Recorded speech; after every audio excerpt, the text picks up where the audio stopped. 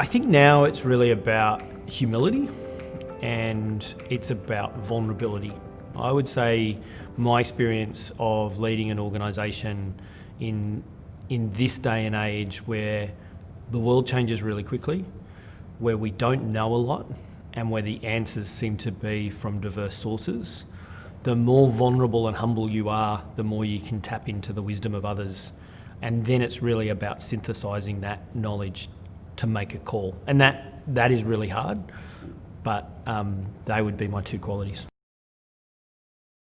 I would say humility was not a great strength of mine. I started my experiences, I lost a friend of mine to suicide when I was 14, and I made a decision to pursue mental health and suicide prevention at that age and have been very focused my whole life. As a result, I have a lot of knowledge about a very narrow set of things and like being the expert, so like sharing that knowledge and challenging authority. So I think I also enjoy being the outsider and challenging rules. And so for me, that humble piece of sometimes it's not helpful to challenge rules, sometimes it's helpful to bring people into the existing rules, and sometimes it's actually really good to shut up and listen to others were big lessons for me that I had to learn and still have to learn. The first thing is I don't think they spend enough time on themselves understanding their own strengths and vulnerabilities. I think the other part is that many leaders believe that they've got there through skill and quality alone and don't realise the inherent advantages that you have. So in my case now, being a middle-aged male, people just listen to you more. You're not smarter, but you have greater entitlement and greater access. And you can trick yourself into thinking that you're smart when really you're just given advantage. And I think that's where I've really noticed leaders trip up, where they believe too much of their success is driven by their own capabilities rather than the opportunities given to them. Non-profit leaders are actually really constrained by the levers they can pull to get performance. That if they run a bad business, they can't access capital markets, they can't go back to their shareholders, they can't go into debt, they can't offer opportunities like bonuses to their staff. So what it means is non-profit leaders are really, really good at pulling the levers of mission, of values, of culture. And I think for-profit leaders, one of the restrictions on them is it's easy just to offer your people bonuses or go back and get debt or say everybody's having a tough time. So that's, I think, the first thing. The narrowness actually has really helped me as a non-profit leader. The second thing I would say for-profit leaders can learn is about complexity of stakeholders. So the big one for non-profit leaders is the customers you serve are different than the people who give you money. And in effect, that difference means that you've got to always weigh up how much you meet the needs of each, and therefore the complexity of how you manage your organisation through that. Probably the key advantage that non-profit leaders have is they have a clarity of purpose that makes decisions, I think, kind of far easier beyond should we make money or not. So I think the first thing is, are they high performing for the problem you're trying to solve? I think we've tended to see high performing teams as an abstract concept that they can somehow work in multiple environments. So for me, that comes back to, well, what's the problem that the business is trying to solve? In a non-profit environment, if I look at Reach Out that I led, it was about how can we help all young people be happy and well? And therefore I wanted a group of people who could bring capability to that mission, but also our business model was using the internet. So how could I then bring that capability to bear and do it that way? So that's the first question for me. I think the second question is, do we have an agreement on how we choose to behave as we're hitting that destination? And I would say high-performing teams are very, very clear, not only on the values, but on the behaviours that you jointly agree to display those values in any given environment. And where you get differences, people spend an enormous amount of time interpreting everybody else's intentions, and and it's just, I think it just drags the whole thing down. Some of the best for me has actually been watching people take on leadership roles in other spaces. There wasn't always room to grow in our organisation, so they had to leave, and they're doing amazing things outside the organisation that's still largely in service to the mission of Reach Out.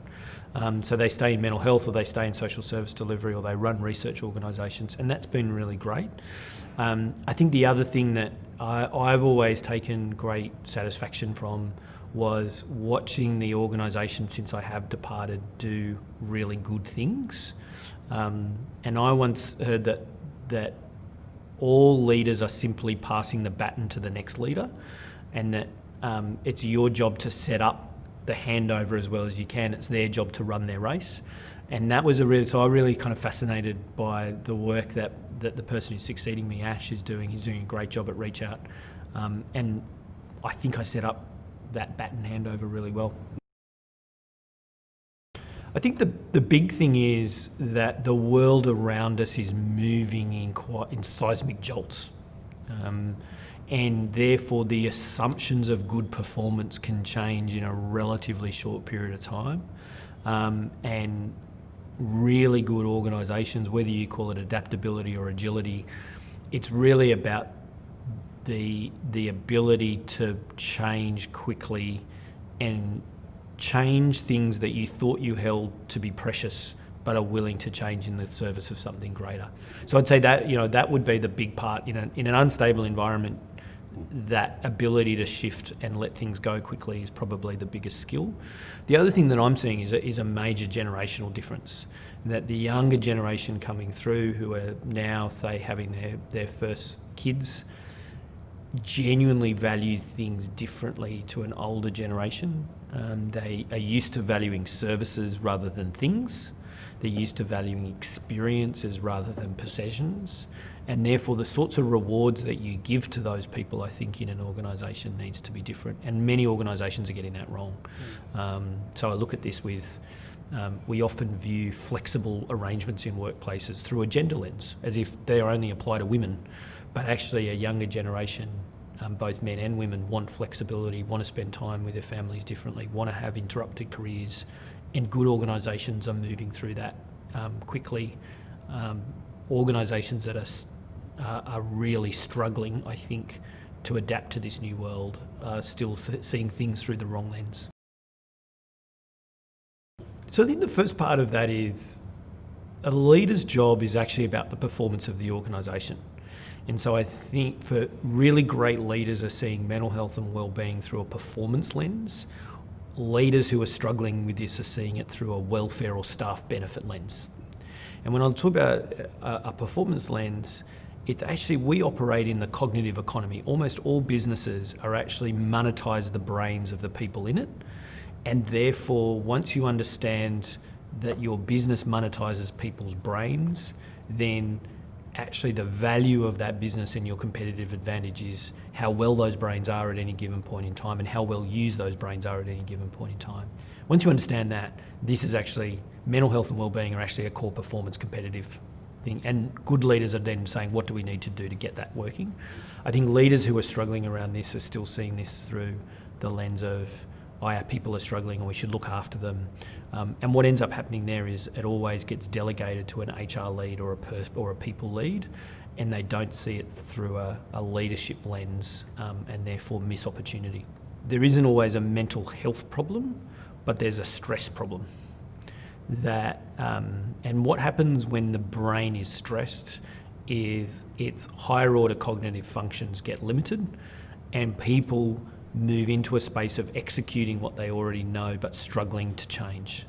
And so the biggest issue then in an environment which requires groups of people to change dynamically and very, very quickly is, if your people are stressed, they're going to be very resistant to that, and it's going to be harder to shift to where you need it to shift.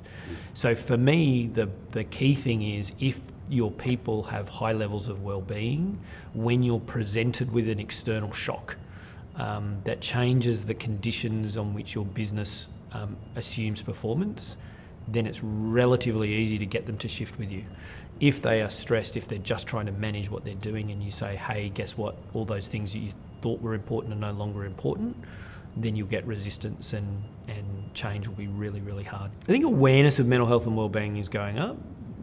A lot of leaders are genuinely worried about it, and it's because they care about their people. I think there's very few leaders that are not caring people, and the point that I make to them is that if you follow that line of logic, your answers will always be limited. If it's just about caring for your people, your answers will be limited. But if it's actually about the performance of your business, then just as you invest in supply chain as part of continuous improvement, just as you invest in customer relations as part of continuous improvement, you also invest in your people and their well-being as part of continuous improvement. So I think the part that's not dropping for a lot of leaders is that this issue won't go away. You can't simply say, didn't we do that training last year? It's actually about continuous improvement. It's about building the capability of your people to thrive in a quickly changing environment. And therefore it should be the top of any agenda of a leadership group continuously. And you should always seek for improvement rather than managing it and hoping it'll go away. When I was running Reach Out, we had, I think in about a 3 or 4 year period, we had 6 ministers and 4 prime ministers. And no leader of a complex portfolio can come in without any knowledge and nail it within the first 6 months. So the biggest problem that I see in the political environment is really, really high turnover. And therefore what happens is you manage the business as usual rather than manage the change. And so I think many of those leaders are highly capable, but they're not in the role long enough to really make a difference. And I'm hopeful that we have a period of relative political stability so that you can have a minister responsible for mental health, for example, who can tackle the reform agenda that we need to really start making a difference before handing the baton on. And I look at that through an organisation. I can't see a scenario where you would invest in a business where the chairman changed 4 times and the CEO changed 6 times, and you'd say that's a good, stable business. So that is the problem that we have, is that everyone could be smart, but if you don't have stability of leadership, you can't have performance through change. I think one of the things that I concentrate on is curiosity. That one of the great benefits of spending my career in non-profits is people who have a huge experience and leadership capability across a whole range of industries make themselves available to you for free.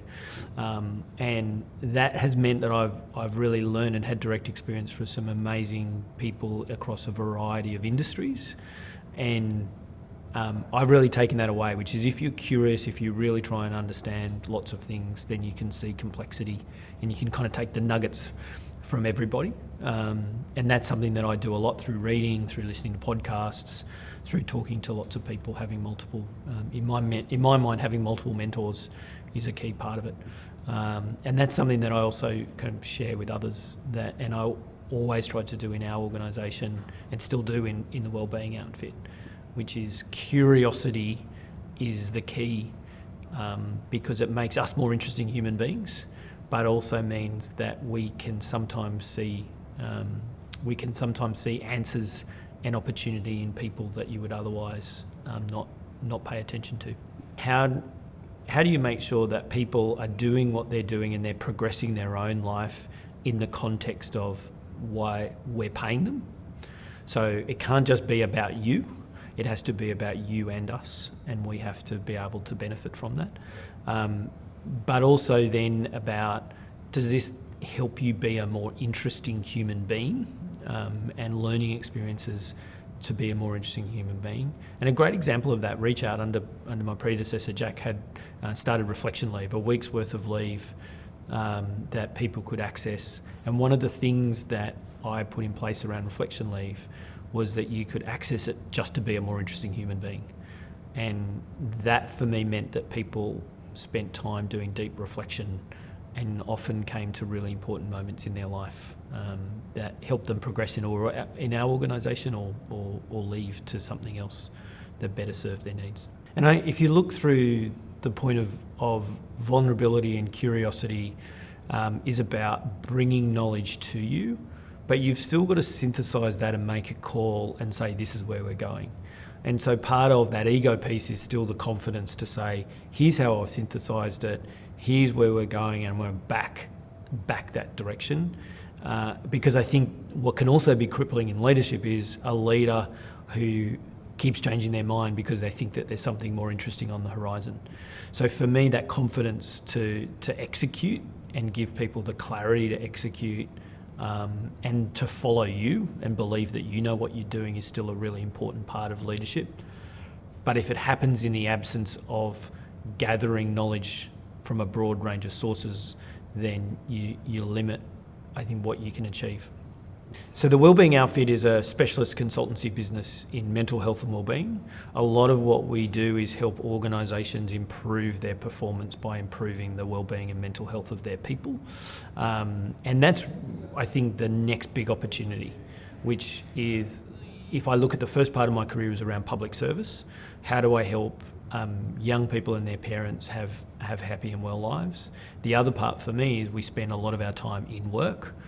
And if going to work improves your well-being and having people of high well-being improves the performance of the business, then we have a real great coming together of needs. And I love that. I love that opportunity to spend time in lots of different organisations understanding why they do what they do and how I could help them improve what they do while also caring for their people.